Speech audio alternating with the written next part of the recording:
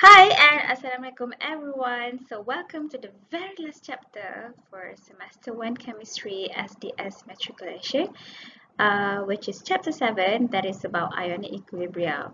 But in this video, I'm going to explain further on subtopic 7.1, which is about acids and bases. Stay tuned. Here's the learning outcomes for 7.1. So you may pause this part to read all of this on your own. Alright, so let's start subtopic 7.1 with pH scale. So I'm pretty sure this is something not new to you, as you have seen this back in your high school. So kita tahu the pH scale akan start daripada 0 and at 14. Okay, di mana 0 is the most acidic, and then towards 7 it is neutral, and towards 14 is the most basic. Okay, sometimes back in high school, I know that banyak guna terms alkali. Okay, tapi dah matrix ni kita guna terms basic lah ya. Okay, before we go further in chapter 7, you really need to know and understand the acid and base definition according to the Arrhenius theory and Bronsted-Lowry theory. Okay, because according to the Arrhenius theory, dia kata asid ni ialah substance yang menghasilkan H+ ataupun H3O+ bila dia dissociates in water. Okay, for example, as you can see here, HCl ni dia considered as acid just because bila dia dissociate, okay, bila dia pecah HCl ni, dia akan menghasilkan H+ and Cl-. Since that HCl ni adalah substance yang menghasilkan H+, therefore HCl adalah acid according to the Arrhenius theory. Okay, base pula, according to the Arrhenius theory, dia cakap base adalah substance yang dapat menghasilkan OH- when it dissociates in water. So as you can see here, this NaOH is considered as base just because after dia dissociate, dia menghasilkan Na plus and OH minus. Okay, sebabkan this substance menghasilkan OH minus after the dissociation, that's why NaOH adalah base. Tetapi, definition of acid dengan base according to the Bronsted-Lowry theory tak sama dengan Arrhenius theory, because kalau acid, sesebuah substance ataupun species tu, we can call it acid according to the Bronsted-Lowry theory if only the species can donate a proton to another species. Okay, donate a proton, in this case proton adalah hydrogen. So kalau you nak define acid and base according to the Reversible theory, you have to look at the bilangan hydrogen. Okay, so kalau let's say acid dia suka buang hydrogen, kalau base according to the Reversible theory adalah spesies yang akan accept proton from another species. Okay, so kalau dia accept proton, maksudnya base ni adalah spesies yang bertambah dia punya proton, bertambah dia punya hydrogen after that lah. Okay, so as you can see, this is a reversible chemical reaction di mana NH4+ adalah acid, H2O adalah base. How can you know this? It is because as you can see, NH4+ ni dia considered as acid because you tengoklah pasangan dia adalah NH3. Okay, reaktor ni mula dia ada 4 proton. Tiba-tiba kat bahagian produk dia ada 3 proton. That means what? That means dia telah hilang 1 proton. So bila dia hilang 1 proton, so ikut definition Bronsted-Lowry theory lah untuk acid. That's why NH4+ adalah acid. Okay, kalau H2O pula, pasangan dia kat sini ialah H3O+. As you can see here, H2O adalah base kat sini. It is because why? Because dia ada pertambahan hydrogen dekat bahagian produk. Sebab dekat reaktan dia ada 2 hydrogen, dekat produk ada 3 hydrogen. That means dia telah tambah proton. Dia telah accept proton. That's why H2O is considered as base.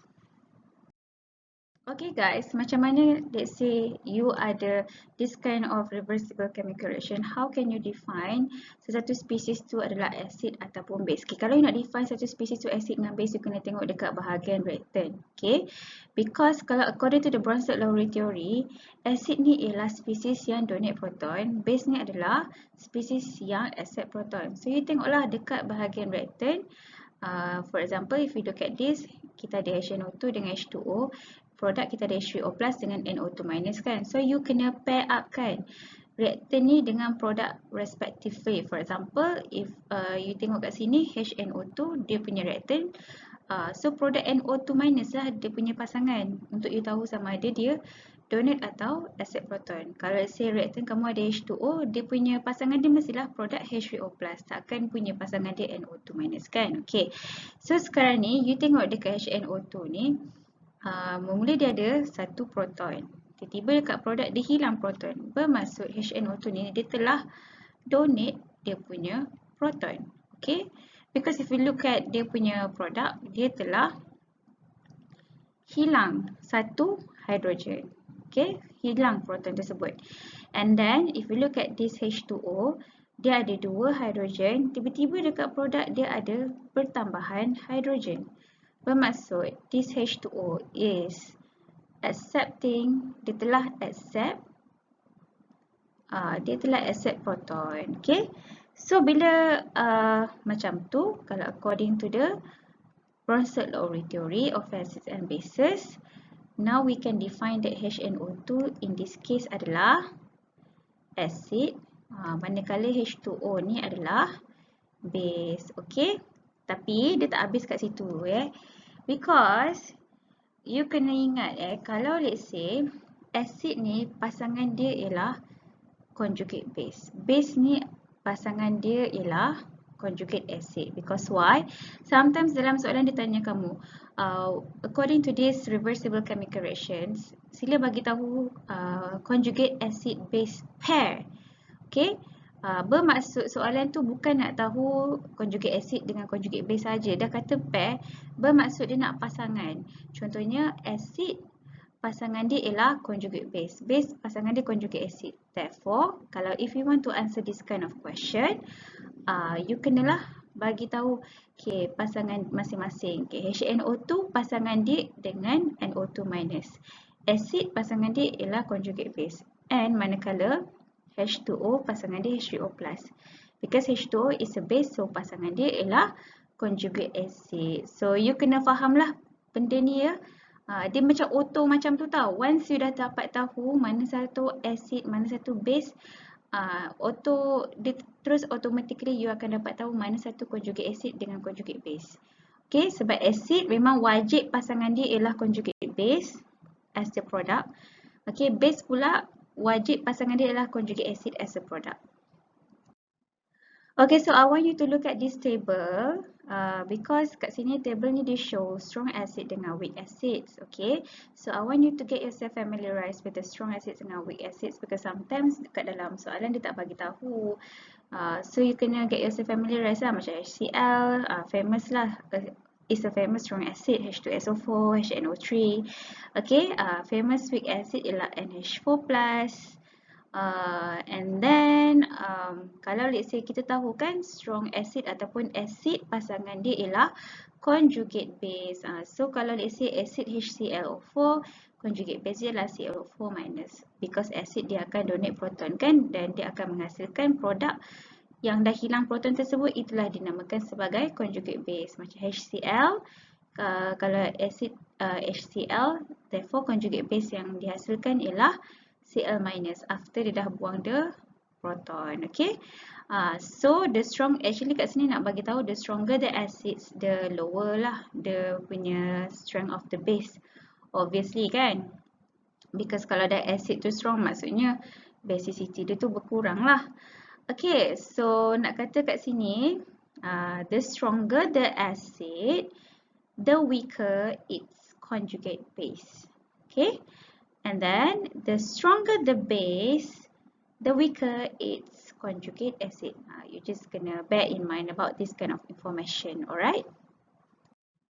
Alright, so you can do this exercise to identify the acid-base conjugate pairs in the following reversible chemical reactions. As what I told you, memanglah dalam soalan suruh kamu cari acid-base conjugate pairs. Tapi, kamu kenalah buat pasangan macam tadi tu. Acid pasangan dia dengan conjugate base. Base dia pasangan dia adalah conjugate acid. Okay. Contohnya, as you can see here, ClO minus, dia punya produk HOCl. Okay. So, you bulatkanlah ClO minus produk dia HOCl. Okay, kalau dekat reaktor ni tak ada proton, tiba-tiba dekat produk ada proton, that means dia tambah proton. Okay, so ClO minus ni dia tambah proton. So, spesies yang accept proton adalah base. So, kalau base, pasangannya adalah conjugate acid. Okay. So base, kalau base kiranya kat sini, you can say that if the base ClO minus, therefore pasangan dia ialah conjugate acid HOCl. How about this H2O? Okay, this H2O we can safely say that it is an acid. Sebab kenapa? Dia hilang proton. Okay, you kena ingat this is not according to Arrhenius theory. This is according to the Bronsted-Lowry theory. Okay.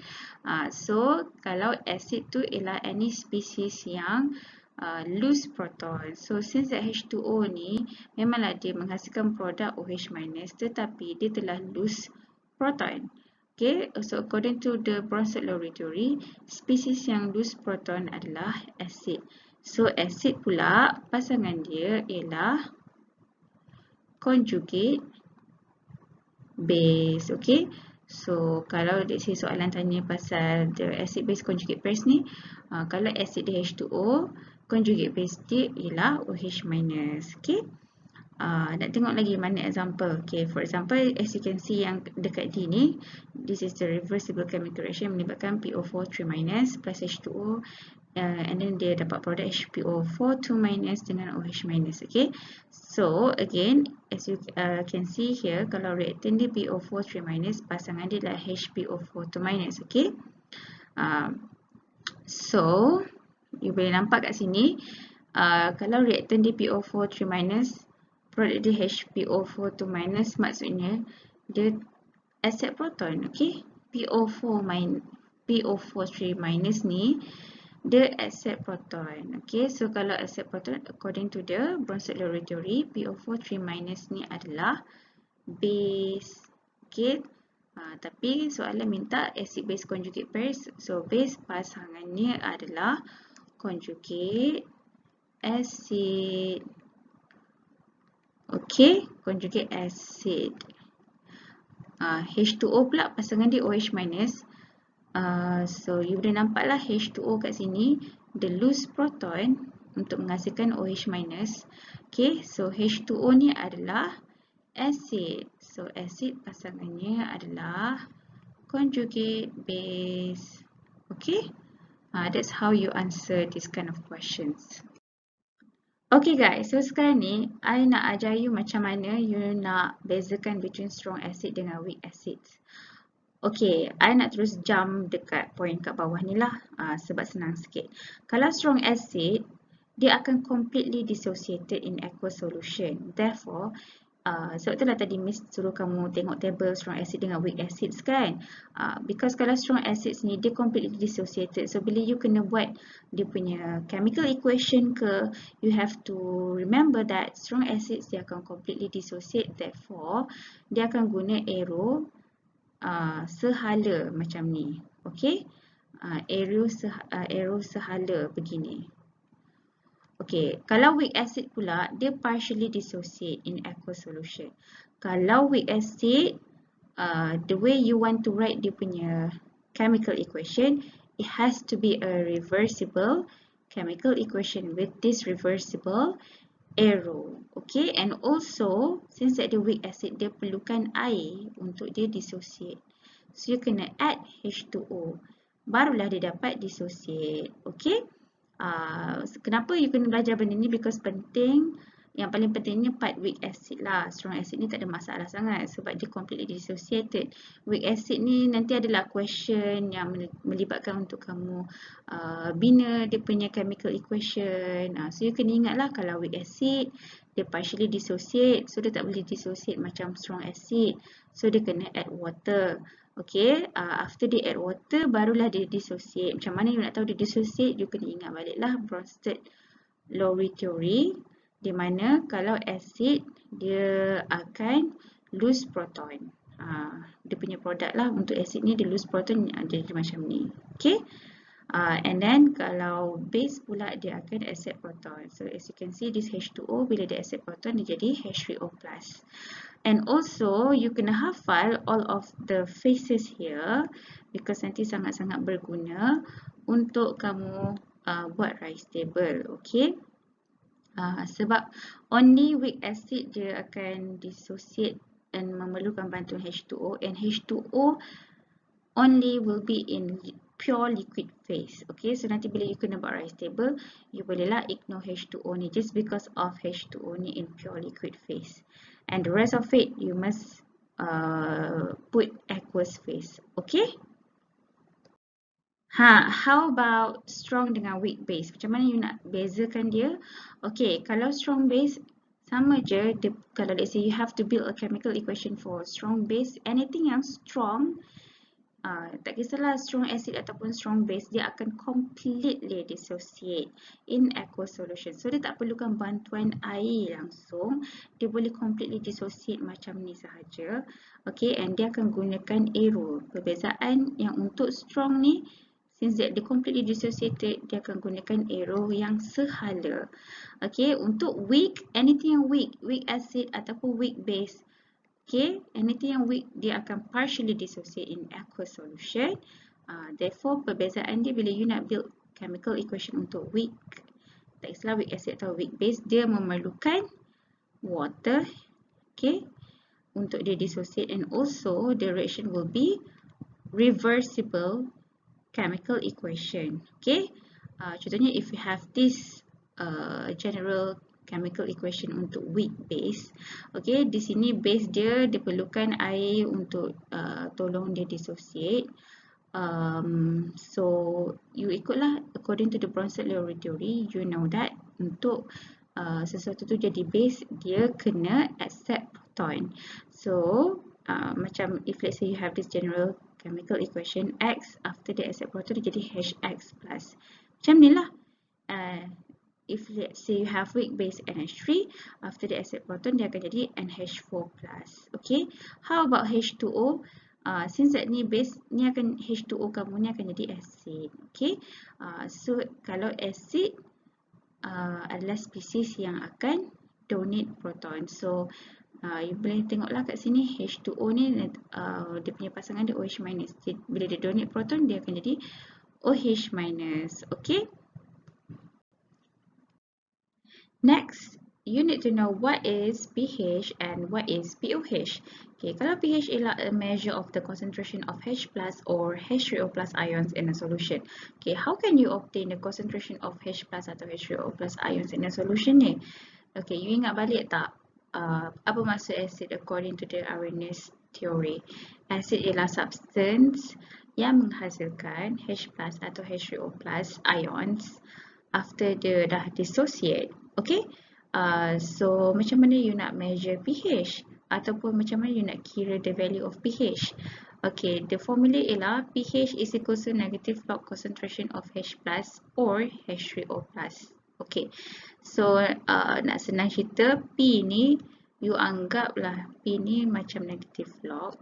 Kalau H ni ialah concentration of H+ ataupun H3O+. Tengoklah kamu punya chemical equation tu macam mana ya. Okay, kalau pOH pula ialah a measure of the concentration of OH- ions in a solution. How can you get the OH- ions? Okay, you recall back, you ingat baliklah the definition of base according to the Arrhenius equation ialah substance yang menghasilkan OH- ions after the substance to dissociate. Alright, so macam mana nak measure ataupun kira the value of POH? Again, P ni you anggaplah dia negative log.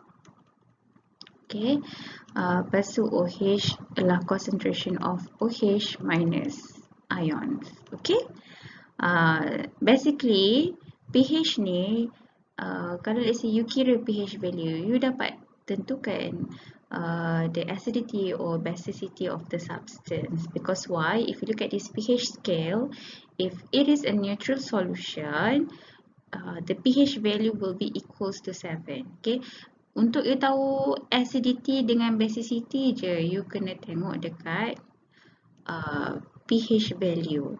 Okay, tapi kenapa dia bagi pOH? Kalau let's say you nak tahu acidity or basicity, tengok kat pH value. Okay, tak apa, nanti Miss akan bagi tahulah kenapa. Okay, tapi basically dari pH value ni sahaja yang akan dapat menentukan acidity or basicity sesuatu species or substance tersebut. Alright, so kalau neutral solution dia pH 2 will be equal to 7, di mana concentration of H plus ataupun H3O plus ions will be equals to the concentration of OH minus. If it is an acidic solution, the pH will be less than 7. This is where the concentration of H plus ataupun H3O plus is more than concentration of OH minus. Okay, for basic solution pula, it is when pH is more than 7. Okay, that means the concentration of OH minus is more than concentration of H plus ataupun H3O plus. Okay guys, next you need to know about the ionic product of water with this symbol KW. K ni kita dah belajar kan, K ni untuk subtopic 6.2. K ni ialah dissociation constant kan, dissociation constant. Tapi kalau ditulis KW, bermaksud this is a dissociation constant in terms of ionic product of water. Okay, kalau if let's say given this reversible chemical reaction, di mana you ada 2 H2O. Kenapa ada 2 H2O? Because as you can see previously, Miss ada terangkan macam mana you nak bezakan weak acid dengan weak base. Okay, weak acid dengan weak base, bila mereka nak dissociate, they will dissociate partially. Therefore, diorang memerlukan bantuan air untuk dissociate. And as you can see, H2O ni both can either be acid or base. It depends. So in this case, in this reversible chemical reaction, you can see this H2O can either be acid or base.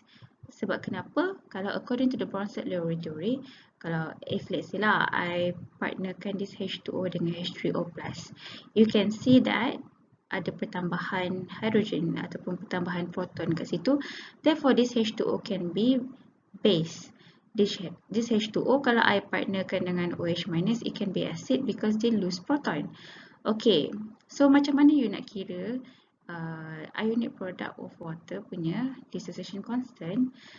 As usual, any dissociation constant, okay, K is equals to concentration of product to the power of product by concentration of reactant to the power of reactant. But then in this case, dia boleh buat concentration of product sahaja. Kenapa dia tak bahagi dengan concentration of reactant? Is because reactant both in pure liquid, so tak perlu kisahlah. Okay, and then it will be equals to, okay, basically KW ni memang fix lah dia punya apa tu, KW ni dia punya constant ni, which is 1 times 10 to the power of negative 14. You boleh tengoklah nanti dekat the table of unit constant, KW memang fix. Dia punya value atau nilai dia ialah 1 kali 10 kuasa negatif 14. Okay, this is the ionic product of water at 25 degrees Celsius. Okay, kita as we know, kalau let's say I bawa 1 kali 10 ni ke sini, it will be what? 1 kali 10 negatif ni kan, I bawa ke sini, it will be negative log.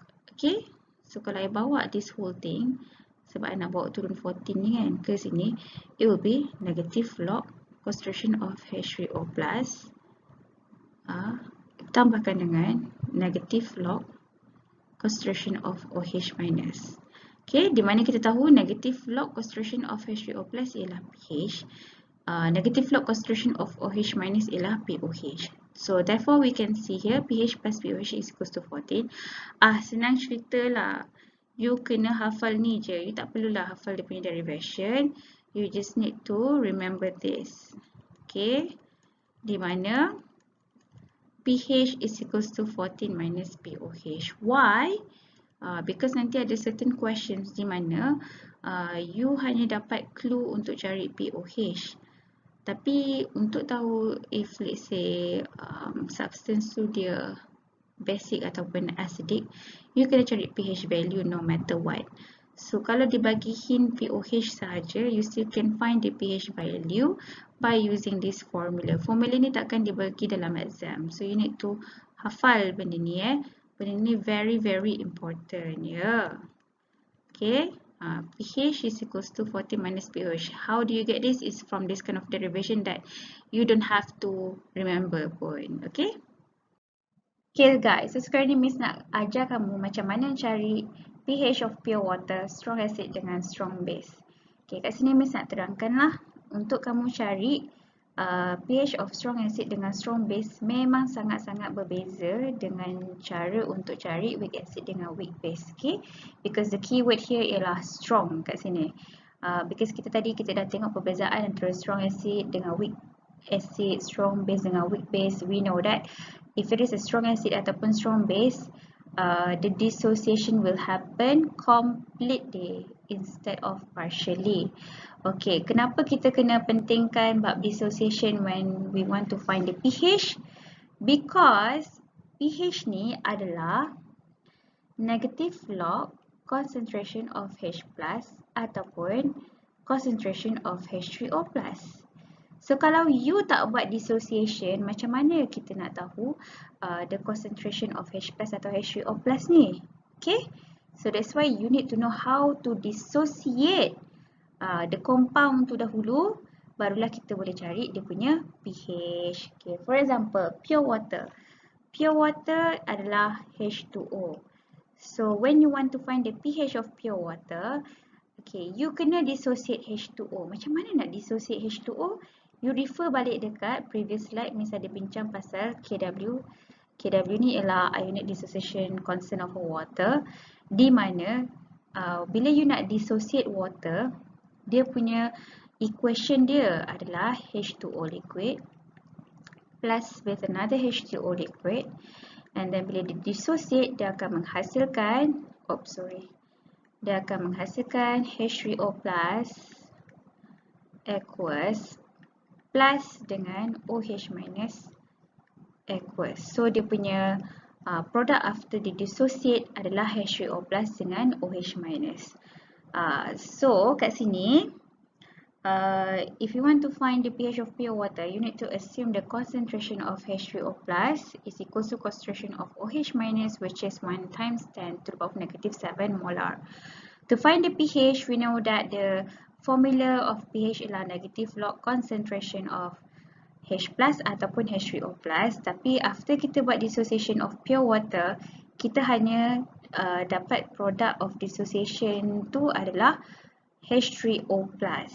Okay, so kita gunalah negative log. Instead of kita guna negative log concentration of H plus, we will be using negative log concentration of H3O plus in this case. Okay, kita tengok dia punya dissociation tu dia dapat apa after dissociation. Okay, so kita dah tahu, kita dah assume concentration of H3O plus adalah 1 times 10 to the power of negative 7. So kita masukkan sajalah nilai concentration of H3O plus di sini, and after that baru kita dapat tahu the pH value for the pure water adalah 7. Okay, which is neutral. Next, how to find the pH of a strong acid if given acid H2SO4 with a concentration of 0.05 molar. Okay, so sekarang ni let's say dalam balang ni ada 0.05 molar of H2SO4. What is the concentration of H plus for this H2SO4? So nak tahu concentration of H plus ni, you kena dissociate H2SO4. Okay, nasib baik dia bagi tahu kat sini H2SO4 ni strong acid. Kalau dia tak bagi tahu macam mana? So that's why misalnya dia bagi table strong acid tadi dengan weak acid untuk you get yourself familiarize which one is a strong acid dengan weak acid, because kalau strong acid dia akan dissociate completely. Kenapa kita kena dissociate again? Because we want to find the concentration of the H+. Okay, so after kita tahu strong acid ni dia dissociate completely, so macam mana nak dissociate H2SO4? Okay, since that this is a strong acid, so dia akan dissociate completely, bermaksud dia akan gunakan arrow satu hala macam ni. Okay, bukan arrow reversible macam untuk weak acid ataupun weak base. So kalau strong acid dengan strong base dia akan dissociate completely, dia akan guna arrow satu hala. So macam mana nak dissociate H2SO4? You kena pecahkan. Macam mana nak pecahkan H2SO4? H2SO4 ni bila you pisahkan dia, bila you pecahkan dia, dia akan menghasilkan ionic product which is H+ and also SO4 2-. Okay, sebab kalau SO4 dia SO4 2- ni adalah di dalam dia punya ion, stable ion dia lah, macam H+ juga kan.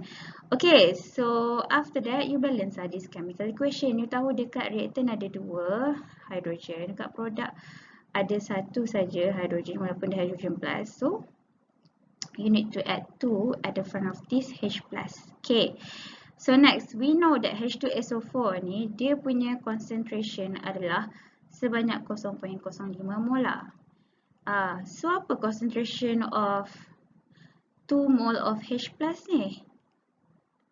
So this is where you need to do the stoichiometric comparison, di mana kita tahu 1 mole of H2SO4 ni is equivalent to 0.05 molar, tetapi kalau kita nak tahu the concentration of 2 mole of H+, therefore you buat darab silang 2 kali 0.05 bahagikan dengan 1 and you will get the concentration of 2 mole of H+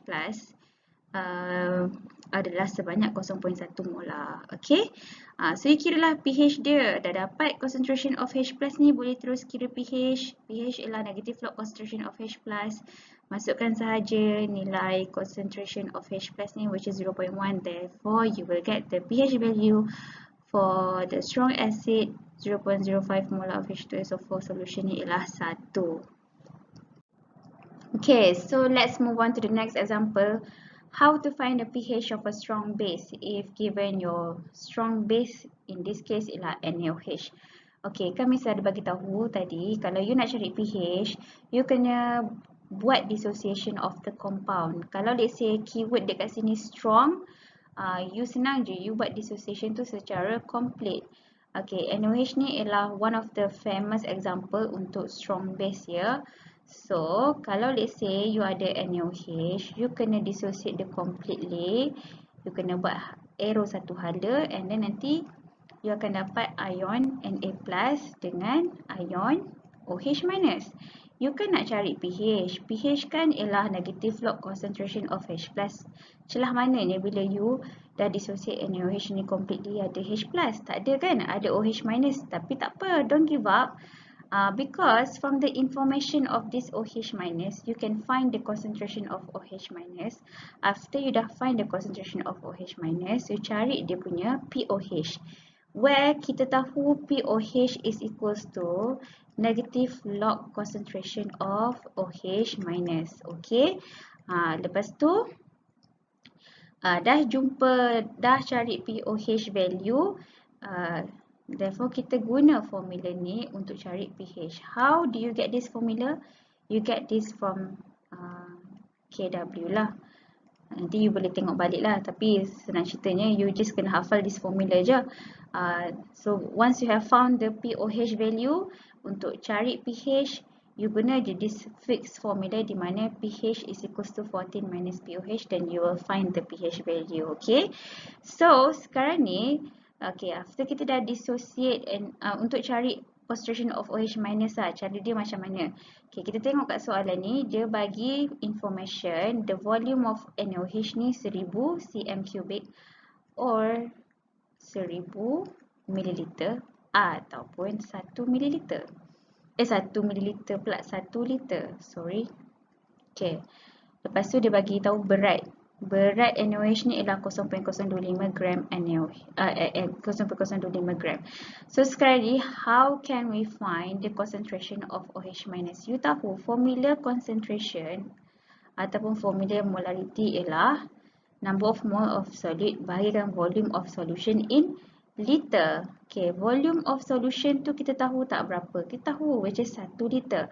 Number of mole of solid, this is you need to find it out lah.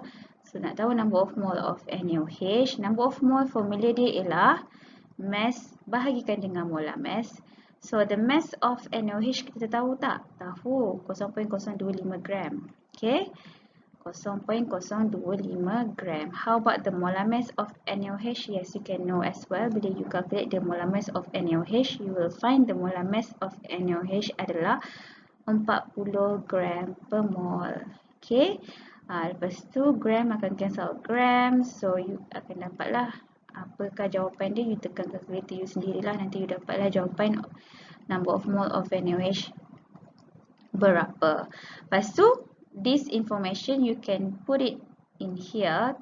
Okay, macam ni lah. Untuk tahu concentration of NaOH ni dah buat sekali harum. 0.05 bahagi 40 bahagikan dengan 1. 1 ni ialah volume of solution in liter. Okay. Lepas tu kita akan dapat tahulah concentration of NaOH in this case ialah 6.25 times 10 to the power of negative 4 molar. Okay, and then next kita dah tahu 1 mole of NaOH is equivalent to 6.25 times 10 to the power of negative 4 molar. Kalau let's say you nak cari concentration of OH minus macam mana? Okay, you buatlah stoichiometric comparison. Kita tahu 1 mole of NaOH is equivalent to 1 mole of OH minus. Okay, kita tahu concentration of NaOH ni berapa? 6.25 times 10 to the power of negative 4 molar. Therefore, since it punya ratio 1 to 1, kita tahulah concentration of OH minus ni pun will be 6.25 times 10 to the power of negative 4 molar. Tapi you still have to show dia punya jalan kerja lah. Okay. So therefore, concentration of OH minus adalah 6.25 times 10 to the power of negative 4 molar. Kenapa kena tunjuk jalan kerja? Because if let's say you main letak sahaja macam ni, you just show that this is the concentration of NaOH, but you didn't show that macam mana you cari concentration of OH minus. Okay, so that's why you have to put this jalan kerja supaya bila you nanti masukkan nilai concentration of OH minus kat sini, orang tahu, oh, this you dapat from this kind of jalan kerja. Kalau you tak masukkan, I'm afraid that you will lose some mark lah in here. Therefore, you pun bolehlah cari, dah buat stoichiometric comparison, dah tahu concentration of OH minus berapa. You masukkan sahaja dalam this formula of POH, di mana POH ialah negative log concentration of OH minus, and you have found this already. Lepas tu kita tahu POH value ialah 3.2, and then next lastly barulah kita cari the pH, di mana kat sini kita dah dapat information of POH, and we know that to find the pH daripada POH, you kena 14 minuskan dengan POH. So pH is equal to 14 minus 3.2, then you will get lah the answer.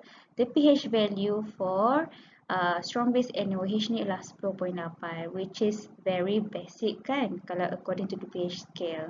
That's how you cari pH melalui strong base, which you kena cari dulu concentration of OH minus, cari POH, dan gunakan this formula untuk find the pH. Okay?